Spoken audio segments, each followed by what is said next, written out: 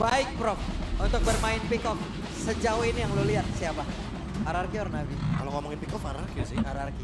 Waduh, Dia punya Franco kan. wow, bentar ini Selena langsung di ban. Oh iya, ini bentuk respect lah dari Navi-nya juga Iya, kan. waktu itu aku lupa siapa yang di interview ya. Kenapa ban Selena?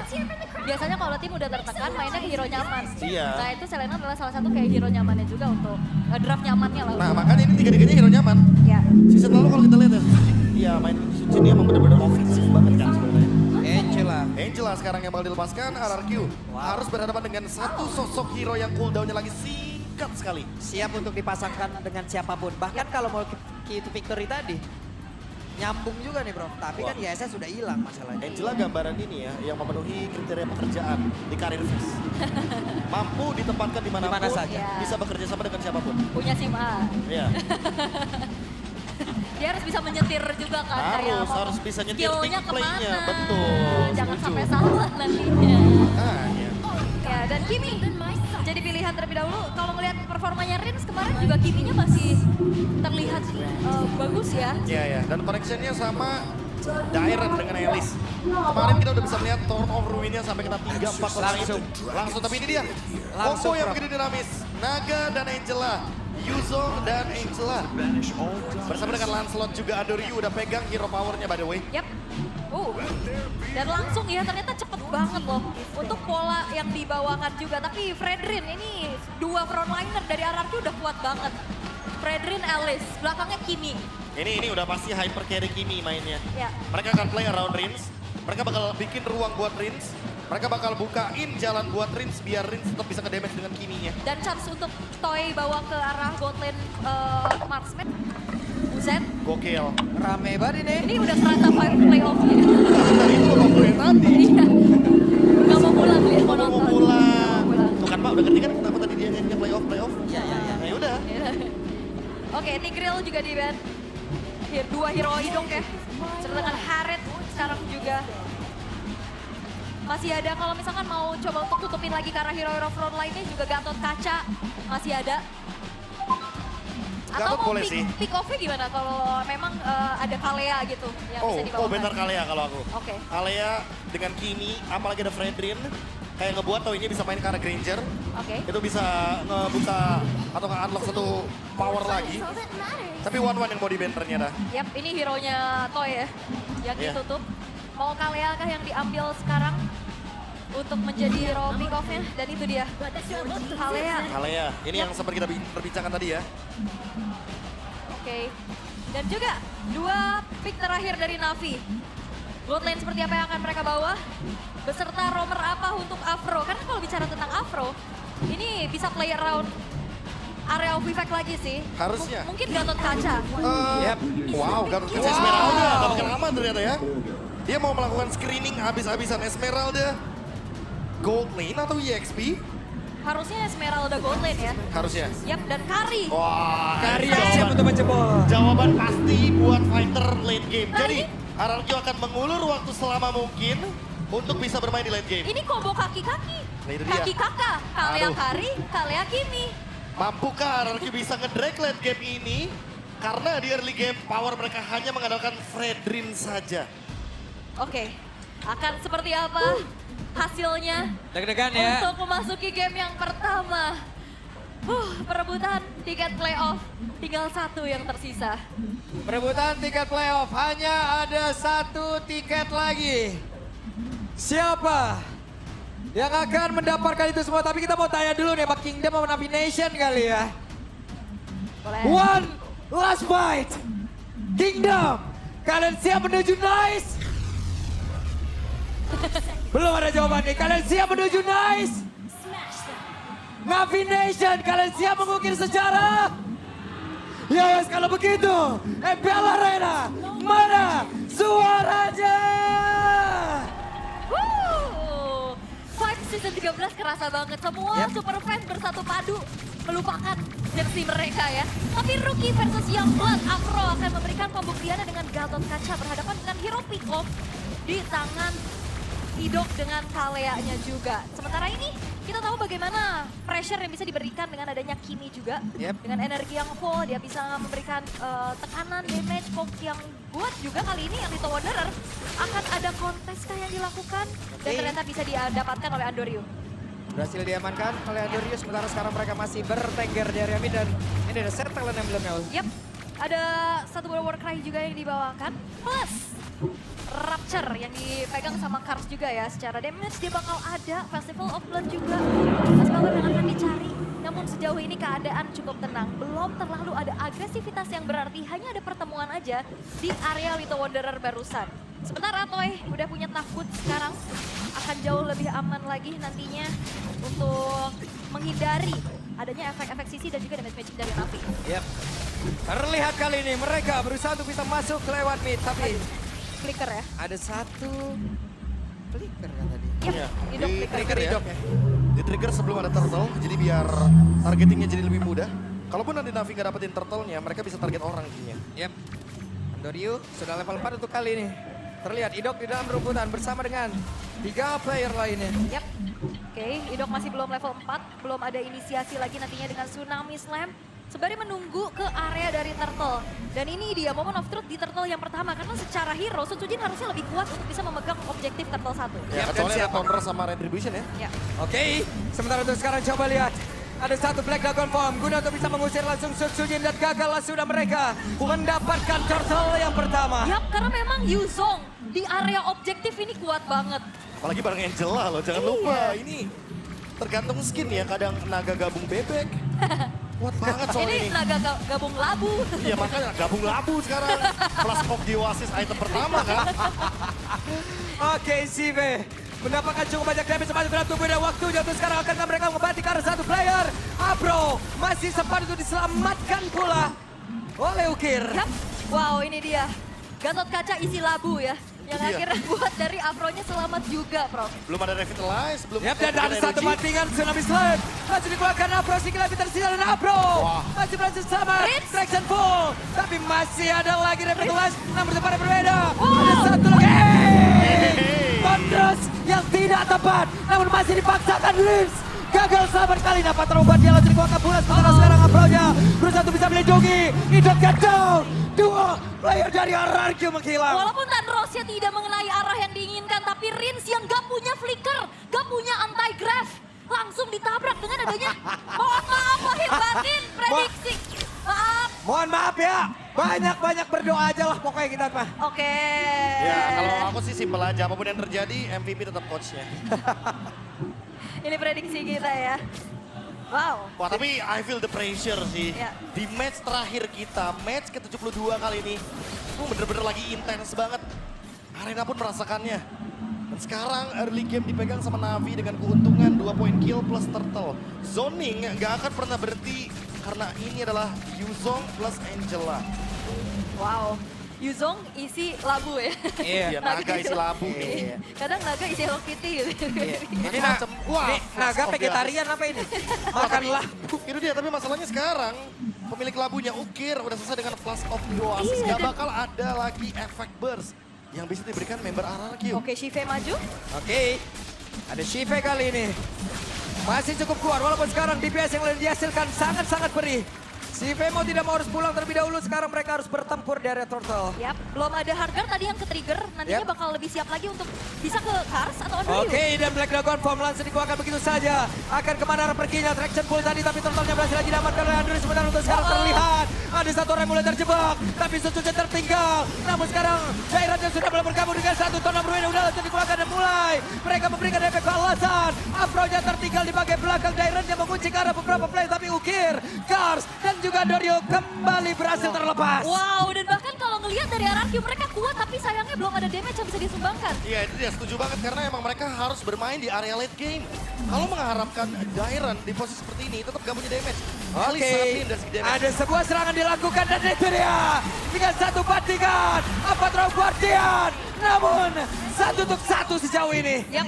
Oh, Sucuji. Wih, kepada berbeda? Hampir loh. Ditabrak banget ya. Beda 2 level ini kerasa banget gimana pressure yang diberikan oleh Andoryu. Dan lagi-lagi Navi akan bermain dengan waktu nantinya. Toy yang udah dapetin modal 1 point kill akan bisa ngelumat habis Afro dan juga Shive. Ya power spike-nya nanti akan terasa ketika selesai dengan Swift Trinity. Toy adalah tanker killer nantinya di late game. masuk juga untuk menumbangkan karakter Shive, karena Afro. Itu cuma dalam hitungan detik saja pasti. Iya, langsung bocor ya. Tapi yang perlu diperhatikan adalah bagaimana Navi bisa memperkuat setup di area objektif mereka. Lagi-lagi, Yuzong Black Dragon Form langsung ngincar ke arah Sutsujin dan nggak dapetin upaya untuk bisa ngekontes ke area objektifnya lagi, Bro. Ini buat mengimbangi aja susah ya. Buat ngebuka ruangnya susah banget. Yep. Andorio hadir, memberikan bantuan, outer turret masih aman. Yap. Ini seenggaknya dari Toy-nya tadi dapetin full plating juga ya, hampir bisa ngancurin outer top turret. Ini yang nge-boost pastinya ketertinggalan 2 turtle yang dialami oleh RRQ. Deg-degan lu semua yang nonton. Asli, semuanya deg-degan dan turtle ketiga akan segera muncul juga. Dan sepertinya ngelihat dari Sutsujin yang bergerak ke arah bawah, gak bakal ada kontes lagi karena ya bakal ada Yuzong juga yang ganggu. Yap. Sementara sekarang Rins, hei, Andorio tertangkap basah kah? Namun sekarang Andorio masih berjuang untuk bisa menyelamatkan diri. Dan pertempuran akan terjadi di arah mid kah? Ya. Masih cukup sabar lagi. Wah, itu react yang bagus banget juga dari Ukir ya, kalau enggak itu Andorio bisa tumbang. Yap. Sementara sekarang Afro menjadi orang terdepan dan Black Dragon Form langsung di pop up begitu saja mencoba untuk bisa mengusir ke arah beberapa player. Dan sekarang Toy yang menjadi incaran. Tapi ternyata turtle yang berhasil lagi didapatkan. Tapi Toy yang tempat berbeda masih berhasil bertahan. Pertempuran juga terpisah. Karena berhasil didapatkan. Turn of Ruin langsung dikeluarkan begitu saja. Namun untuk sekarang Afro-nya menjadi satu korban tambahan. Ukir masih berjuang untuk bisa menyelamatkan diri. Dan Andorio dari tempat yang berbeda. Wah, itu jadi rentetan yang akhirnya dimanfaatkan oleh RRQ. Bermula dari hardguard yang ke-trigger.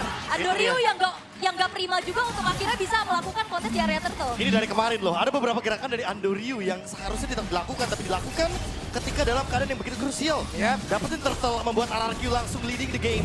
Dan ingat, RRQ pegang hero-hero late game. Sementara kalau misalkan mid game-nya aja udah mereka pegang otomatis, Navi yang akan dalam ancaman. Wah, ini purple buff-nya juga kecuri. Hanya menukar dengan adanya satu buah alter bottom turret. RRQ mereka berhasil untuk bisa coba bangkit dan mengembalikan keadaan setelah terkena pressure di awal tadi. Udah pasti ini kerugian yang berlimpah bagi Navi. Meanwhile di satu titik lagi kita bisa melihat bagaimana RRQ yang mulai build up lagi. Karinya udah mulai main bareng sama Kalea. Idok selalu ada di samping dari Karinya Toy. Dan belum lagi kalau kita ngomongin Shive, dia selesai dengan adanya pemilihan dari Blade Armor. Dia tahu kalau misalkan Karinya ini akan jadi masalah bersama dengan Kimi karena bermain dengan basic attack. Oke. Basic attack dari Kimi, dari damage per second-nya juga punya Toy. Ini bakal terjawab pastinya dengan sebuah Blade Armor yang Ya, sudah ini. memang tersemat juga di tubuh dari Shive. Karsnya juga mau bikin Blade Armor soalnya. Semuanya kita mau bikin Blade Armor. Iya, Karena damage-nya di situ doang ya. Iya, Kiminya basic attack. Karinya juga main basic attack. Tapi mungkin masih butuh juga nih Dominance Ice untuk mengurangi attack speed dari Kari terutama.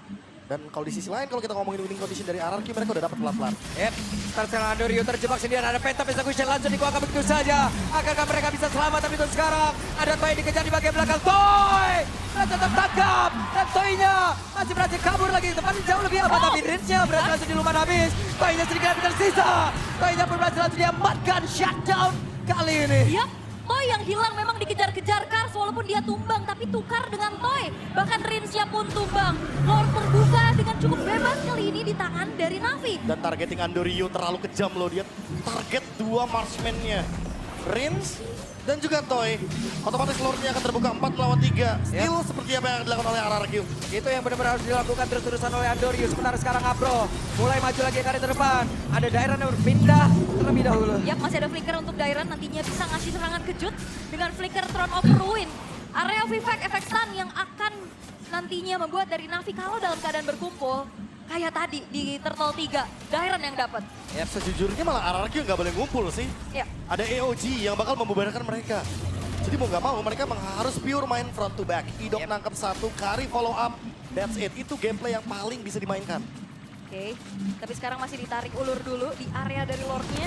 Tidak ingin terlalu terburu-buru, traction pulse setelah terdengar dan Lord gak di-reset. Oke, sementara sekarang Afro menjadi orang terdepan, Black Dragon Form dan juga Angela. Mereka bersatu padu, siapa lagi yang akan mendapatkan Karolo tersebut. Sementara sekarang Andorio udah down. Avatar Rock keluarkan, Toy-nya menghilang. Lord. Sementara dari Dairan mendapatkan lotan pada penjagaan sama sekali. Tapi Idok, dia jelas habisan. Bahkan Afro sendirian di tempat yang berbeda. Berhasil menahan begitu lama. Flash of Theosis dan juga satu buah love wave dari Ukir membuat akhirnya Afro selamat, tapi ternyata Lord yang gak di-reset dipegangin sama Dairen. Pasif dari Gatot Kaca, otot kawat tulang besi tentunya. Ditambah Dairen, good eye untuk Dairen. Mata yang semuanya tertuju kepada Toy. Mata yang semuanya tertuju kepada Andoryu. Tapi mereka melupakan bahwa pondasi yang bisa membuat struktural hancur perlahan. Lord, sekarang di tangan dari RRQ. Ya karena memang fokusnya Navi adalah targeting langsung ke arah Toy dan juga Rinsnya. Dari tadi Dairennya dicuekin dan akhirnya 2 kali loh. Pertama dapat Turtle, kedua sekarang dapat Lord. Dairen. Itu jadi nafas banget buat RRQ sekarang. Ini benar-benar bisa jadi penyelamat buat RRQ. Memperpanjang nafas untuk 2 asuransi late game mereka, Kari dan Kimi. Yang emang sangat membutuhkan item dan sekarang bahkan sudah mulai mendominasi di area tengah. Yep. Dan bisa dibilang mereka tidak memiliki high ground yang cukup ya. Tom damage pasti yang emang benar-benar bisa menghilangkan Lord tersebut dengan sangat cepat. Yap, di arah top juga ini Lordnya masih belum terclear. Holy Defense sudah tertrigger juga. Dalam keadaan yang sekarang tertinggal Navi, mereka harus benar-benar komit untuk bisa menjalankan komunikasi mereka. Jangan sampai ada yang lengah kayak tadi. Itu dia jawaban dari pengejaran Yuzongnya, Wind of Nature. Toy sudah mendapatkan 1 item yang bisa menghalau damage even itu dari Dragon Tail. Tapi sekarang permasalahan utamanya adalah apakah target dari Karsnya tetap akan ke Toy? Atau ganti target nih? Kerins targetnya. Oke. Traction Traction Pulse. Pulse, gak connect ke siapapun. Tapi sekarang Abro berhasil mundur, setidaknya mereka mendapatkan inner turret. Oke. Satu buah inner turret menjadi besting yang bisa didapetin oleh RRQ juga. Dan Navi. Dalam keadaan yang tertinggal kan seperti apa lagi upaya dari mereka. Karena Andoryu yang selalu coba untuk menyelinap ke belakang. Ini selalu bisa ditanggulangi dan jangan lupakan. Ukir cuman punya pilihan satu aja. Dia mau hardguard ke Kars atau ke Andoryu, Bro. Wah, ini pilihan yang berat tentunya ya. Iya. Karena Andoryu udah 2 kali loh kena Tsunami Slam. Ini kayaknya udah harus di call nih. Andoryu udah gak boleh lagi terlalu hype untuk mengejar. Karena kalau misalkan dia mengejar, Idok bisa menangkap dengan mudahnya. Oke. Masih coba untuk dicari lagi ya. Gimana chance untuk bisa menabrak Traction Pulse. Traction Pulse hampir saja ada Ukir.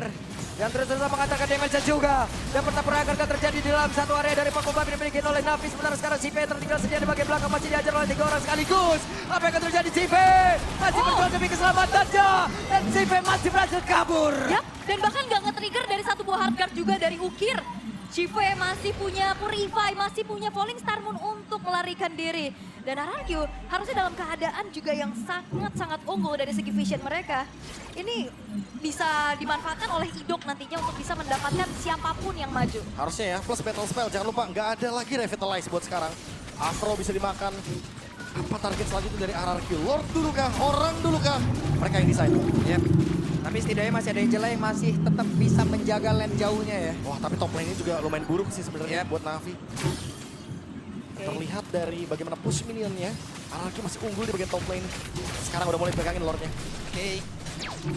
Andoryu masih mencari celah. Dairen berpindah tepat. Abro mau tidak mau dan sekarang Black Dragon Bomb.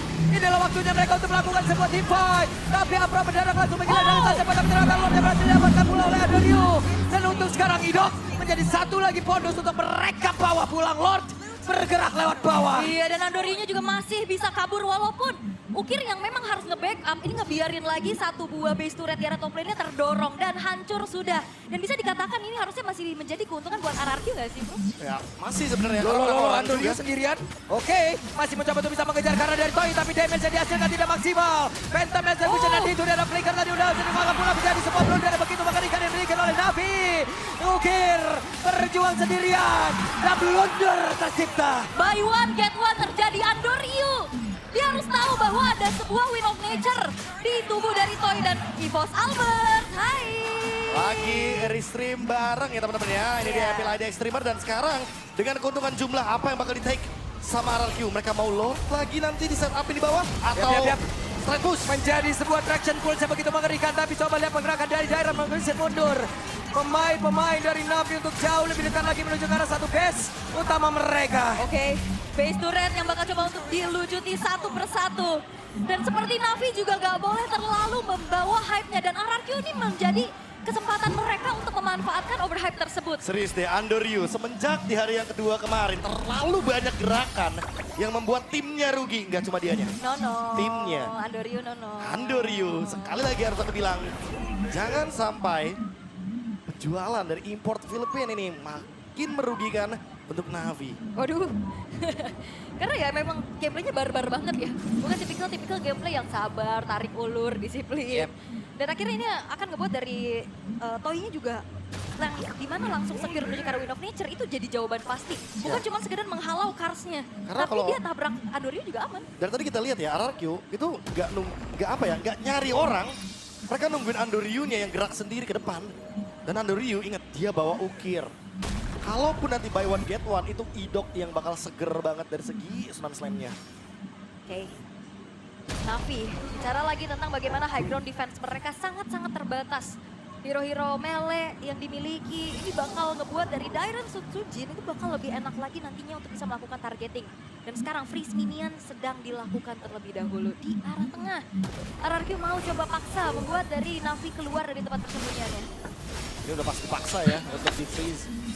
Karena keuntungan yang didapatkan sama RRQ nggak bakal mau diimbangi sama Navi tentunya.